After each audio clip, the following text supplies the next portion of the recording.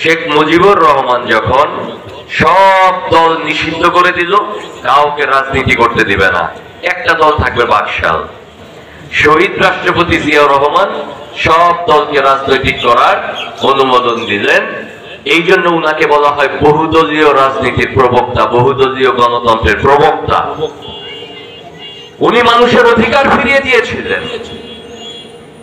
উনাকে নির্মম ভাবে হত্যা করা হয়েছে চট্টগ্রামে। এরপর আমাদের নেত্রী, দেশ নেত্রী বেগম খালেদা জিয়া বিএনপির হাল ধরেছেন, আরেক স্বৈরাচারের বিরুদ্ধে সংগ্রাম করেছেন, হুসেইন মোহাম্মদ এরশাদ।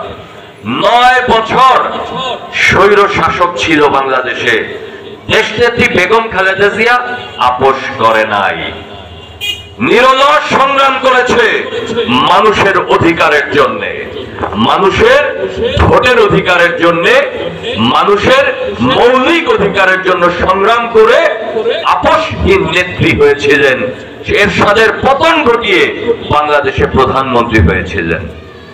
আমাদের নেতা ভারপ্রাপ্ত চেয়ারম্যান জনাব তারেক রহমান গ্রেফতার হয়েছিলেন, জেল খেটেছেন, রিমান্ডে তার উপর নির্যাতন হয়েছে, জুলুম নির্যাতনের সবটা হয়েছে তার উপরে, দেশান্তরিত করা হয়েছে তাকে। হাল ছাড়েন নাই, হাল ধরেছিলেন। বাংলাদেশে বিএনপির সমস্ত পর্যায়ের নেতা কর্মীদেরকে উনি জাগ্রত রেখেছেন এবং বাংলাদেশের মানুষকে উনি বারবার আন্দোলিত করেছেন মানুষের অধিকার প্রতিষ্ঠার জন্য। ভোটের অধিকার, বাঁচার অধিকার, কথা বলার অধিকার, নাগরিক অধিকার প্রতিষ্ঠার জন্য আমাদের নেতা ভারপ্রাপ্ত চেয়ারম্যান জনাব তারেক রহমান। এই জন্য আমি বলি, বিএনপি বাংলাদেশের জনগণের দল। আপনারা যদি ইতিহাসটা বিচার করেন, দেখবেন বিএনপি সারা জীবন শহীদ রাষ্ট্রপতি জিয়াউর রহমান, বেগম খালেদা জিয়া, তারেক রহমান পর্যন্ত সবাই সারা জীবন সংগ্রাম করেছে স্বৈর শাসকদের বিরুদ্ধে, দানবের বিরুদ্ধে, মানুষের অধিকারের জন্য, ভোটের অধিকারের জন্য, জনগণের জন্য।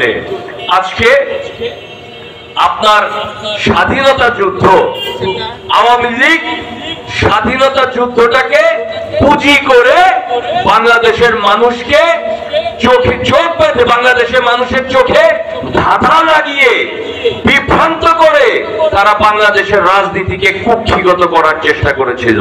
কিন্তু দেখেন, নাগবাড়ির মানুষ, এই নাগবাড়ি কালীহাতির পূর্ব এলাকা মুক্তিযুদ্ধের দুর্গ ছিল, কালীহাতি ছিল স্বাধীনতা যুদ্ধের অন্যতম একটি দুর্গ।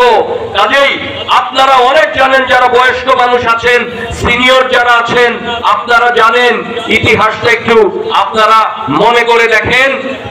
স্বাধীনতা যুদ্ধ 25শে মার্চ পাকিস্তান বাহিনী যখন, হানাদার বাহিনী যখন বাংলাদেশের মানুষের উপর ঝাঁপিয়ে পড়ল, রাজারবাগে পুলিশ বাহিনীর উপর হামলা করলো, ঢাকা বিশ্ববিদ্যালয়ে ছাত্র শিক্ষক কর্মচারীদেরকে হত্যা করা শুরু করলো, তখন বাংলাদেশের অবস্থা কি ছিল? ওই সময়